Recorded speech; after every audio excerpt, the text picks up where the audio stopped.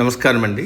మహాభారతంలో నేడు 63వ అధ్యాయము, అంశము యుధిష్ఠరుని ఆశీస్సులు. వినిపిస్తున్నది మీ విజయభాస్కర్. యుద్ధారంభానికి అన్నీ సిద్ధమయ్యాయి. అలాంటి సమయంలో స్థైర్యయుతుడు పాండురాజు కుమారుడైన యుధిష్ఠరుడు హఠాత్తుగా తన కవచాన్ని తీసివేసి ఆయుధాలను విసర్జించి తానెక్కిన రథం నుంచి దిగి కౌరవ ముఖ్య సేనానాయకుడి వద్దకు వెళ్ళి ఉభయపక్షాల సైన్యము చూసి ఆశ్చర్యపడింది. ఏమిటి యుధిష్ఠరుడు చేస్తున్న పని అని అయోమయానికి గురయ్యారు, నిర్ఘాంతపోయారు. అర్జునుడు కూడా ఏమీ తోచక రథం నుంచి దిగి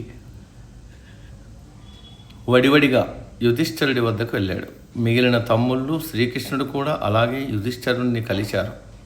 బహుశా తన స్వభావ గుణానికి లోనే ఏ విధంగానైనా శాంతిని నెలకొల్పగల రాజీ మార్గమే మంచిదని కౌరవులకు చెప్పడానికి వెళ్ళి ఉండవచ్చు అని భావించారు. అర్జునుడు యుధిష్ఠరుణ్ణి ఉద్దేశించి, ఓ రాజా, శత్రుసేన వైపు ఎందుకు వెళ్తున్నారు? శత్రువు యుద్ధానికి సిద్ధంగా ఉన్నాడు. వారి సేన అంతా కవచాలు ధరించి ఆయుధాలను ఉపయోగించడానికి సిద్ధంగా ఉన్నారు. కానీ నీవు కవచాన్ని విడిచిపెట్టావు, ఆయుధాలను కూడా పక్కన పడేశావు. నీ వెనుక ఎవరూ బాసట లేకుండా వెళ్ళడానికి కారణమేమి? నీవేమి చేయదలిచావు? ఎందుకు ఇలా ప్రవర్తిస్తున్నావు అని అడిగాడు. కానీ యుధిష్ఠరుడు దీర్ఘాలోచనలో ఉండి ముందుకు వెళ్తూనే ఉన్నాడు. మనుషుల మనస్తత్వం బాగా తెలిసిన శ్రీకృష్ణుడు నవ్వుతూ, ఈ ఘోర యుద్ధం ప్రారంభించడానికి ముందు పెద్దల ఆశీర్వచనం పొందడానికి అతడు వెళ్తున్నాడు. అలాంటి ఆశీర్వచనాన్ని పెద్దల నుంచి ఆజ్ఞ పొందనిదే యుద్ధం ప్రారంభించడం యుక్తం కాదని యుధిష్ఠరుడి ఆలోచన. తాను పితామహుని వద్దకు, ద్రోణాచార్యుని వద్దకు వారి ఆశీస్సులు పొందేందుకు వెళ్తున్నాడు. అందుచేతే అతడు నిరాయుధుడిగా ఉన్నాడు. అలా చేయడం మంచిదే. ఆయనకు ఉచితానుచితాలు తెలుసు. అలా చేయడం వల్ల మనం ఈ యుద్ధంలో జయం పొందే ఉపాయం ఉంది.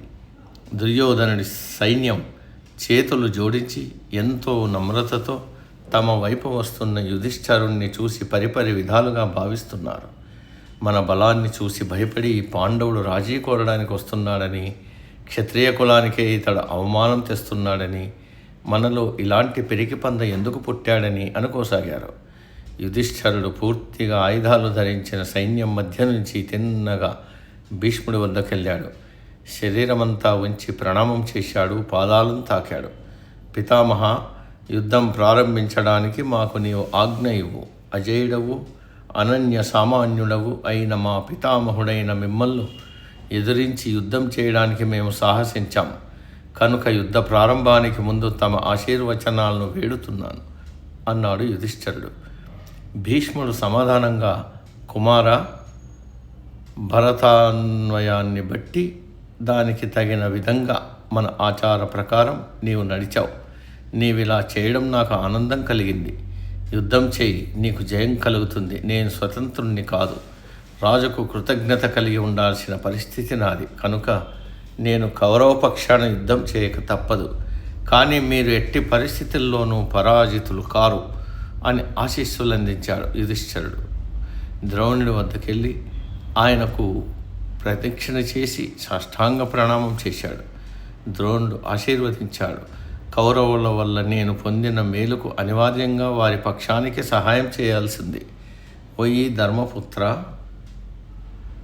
మనం పొందిన సులాభం అన్నది బానిసలుగా చేసింది. అది ఇప్పుడు యాజమాన్యమే వహించింది. దీని ప్రకారం నేను కౌరవులకు బద్ధుణ్ణి. వారి పక్షాన యుద్ధం చేస్తాను, కానీ విజయం మీదే అవుతుంది అన్నాడు. అలాగే యుధిష్ఠరుడు కృపాచార్యుడి వద్దకు, మేనమామ శల్యుని వద్దకు వెళ్ళి వారి ఆశీర్వాదం పొంది తిరిగి తన సేన వద్దకు వచ్చాడు. యుద్ధం ప్రారంభమైంది. ప్రథమంగా నాయకులైన గొప్ప వీరుల ద్వంద్వ యుద్ధం సమాన ఆయుధాలతో ప్రారంభమైంది. భీష్ముడు, పార్థుడు, సాత్యకి, కృతవర్మ, అభిమన్యుడు, బృహద్యలుడు, దుర్యోధనుడు, భీముడు, యుధిష్ఠరుడు, శల్యుడు, దుష్టద్యుమ్నుడు, ద్రోణుడు గొప్ప ద్వంద్వ యుద్ధం చేశారు. మరోవైపు సాధారణ సైనికులు సంకుల సమరం అనగా విచక్షణ, నీతి లేని యుద్ధం చేశారు. ఇలాంటి సంకుల సమరాలు కురుక్షేత్ర యుద్ధభూమిలో చాలా జరిగాయి. యుద్ధమంటే లెక్కలేని సైనికులు యుద్ధమనే పిచ్చిలో పడి విచక్షణారహితంగా వ్యవహరించడం వల్ల యుద్ధభూమి అంతా శవాలతో, ఏనుగులు, గుర్రాలు, కళేబరాలతో కుప్పతెప్పలుగా నిండిపోయేది. రథాలు విరిగిపోయి నడపటానికి వీలు కాని స్థితి ఏర్పడేది. ఇప్పటి కాలంలో అన్ని సంకుల సమరాలే కానీ ద్వంద్వ యుద్ధాలు లేవు. భీష్ముడి నాయకత్వంలో కౌరవులు 10 రోజులు యుద్ధం చేశారు. ఆయన తర్వాత ద్రోణుడు ముఖ్య సేనాధిపతిగా వ్యవహరించాడు. ఆయన చనిపోయిన తర్వాత కర్ణుడు ఆ బాధ్యత తీసుకున్నాడు. కర్ణుడు 17వ రోజు సాయంకాలం యుద్ధంలో పడిపోయాడు. తర్వాత కౌరవ సేనకు శల్యుడు నాయకత్వం వహించాడు. చివరి రోజు 18వ రోజు వరకు యుద్ధం చేశాడు. యుద్ధ చివరి దశలో క్రూరమైన, అధర్మయుక్తమైన వీరులకు తగని పనులు చాలా జరిగాయి. సమాప్తం. సర్వే జన సుఖినో భవంతు.